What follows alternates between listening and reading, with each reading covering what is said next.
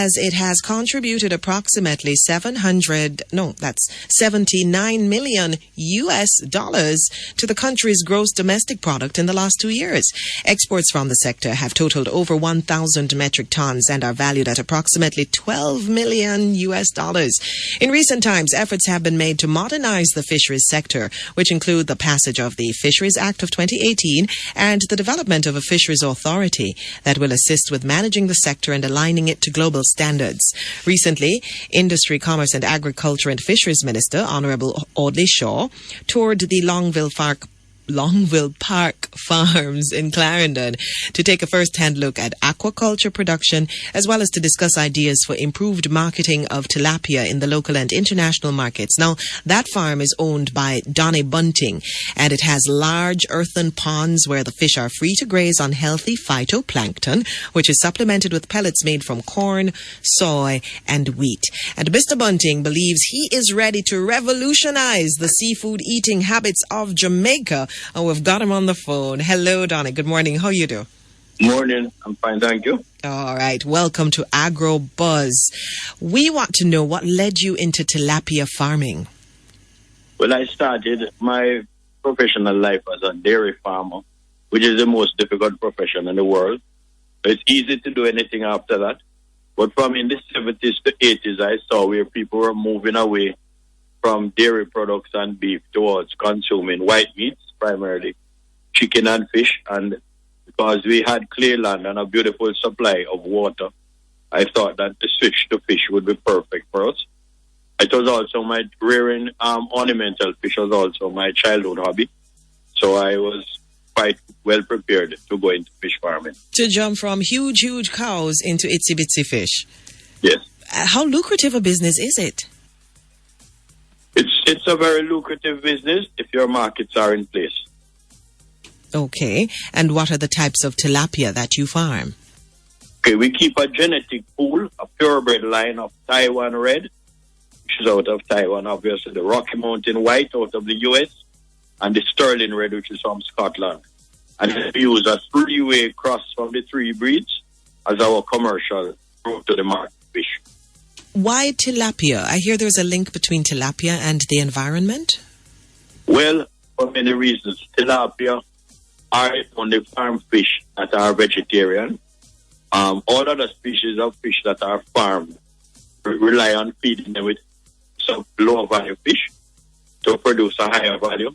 But because tilapia are vegetarians, they're very it's very sustainable.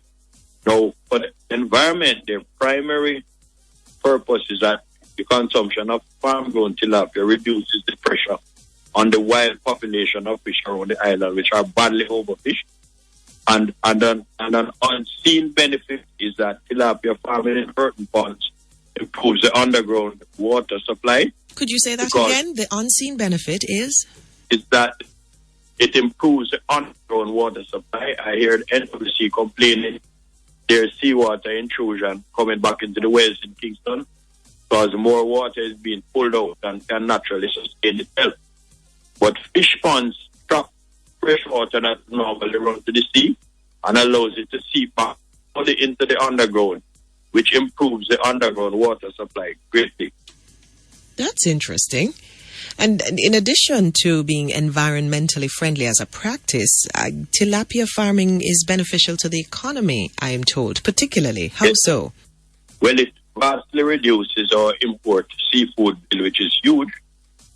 It also utilizes saline, coastal clay lines that cannot support any other form of agriculture. And it provides farm workers, processing workers, and host of eaglers. The reception went a little bit. So it provides farm workers and whom and what? It provides employment for farm workers, plant workers, and higglers. There are hundreds of higglers that depend on tilapia farming for their living. Their distribution network, the major distribution network for tilapia in Jamaica, is small higglers, women walking around with a bucket of fish. Wow. So what we have here is pretty much a gold mine. What plans do you have to transform the fisheries sector through tilapia farming? My my main thrust right now is to promote consumption. Caribbean people are really culturally attracted to eating wild caught fish. And although people are aware that our waters are terribly depleted, people still insist. The average Jamaican consumer would gladly eat the last parrotfish or snapper from the ocean, even knowing that it's the species. That is true. First world countries, people eat farm-grown fish to reduce the pressure on wild stocks. We know that harvesting is not sustainable. Growth, incredibly, people in Jamaica claim that they don't want farm-grown products, but almost all of the shrimp imported into Jamaica is farm-grown. And most of the fish, bassa, which is heavily consumed in Jamaica, is a farm-grown freshwater fish from Vietnam. So people are already eating farm-grown fish without the awareness that they are eating. Also, almost all the salmon that is consumed is also farmed. Farm-grown fish are also much safer to eat. And the last thing that they eat before you eat them is known, unlike fish caught in the wild, which may have just feasted on a corpse of someone's mother or something. Where a farm-grown fish, we know exactly what was fed into them before they are passed on to the population. Okay. But this is a whole world, and it sounds like a whole world of possibilities, and it's sounding pretty good. So we want to thank you, Mr. Bunting, for putting in the necessary investment of time and resources to develop this area, and we want to wish you all the best. Yes, and I want to ask the people to eat what we grow, since we are growing what we eat. Since you are doing the growing, we will do the eating with great gusto. They have tours? Can we come and tour your farm, Mr. Bunting?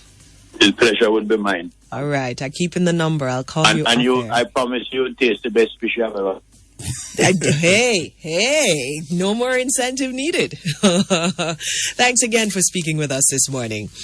There you have it, listeners. Our guest today has been Donnie Bunting, giving us a behind-the-scenes look at tilapia farming. And remember, let's continue to support our farmers by eating what they grow. For information on what's happening in the agricultural and agro-industry sector, please visit the ministry's website at mycaf.gov.jm. Follow them on Twitter as well, and check them out on Facebook. And catch you next week for another episode of Agrobuzz.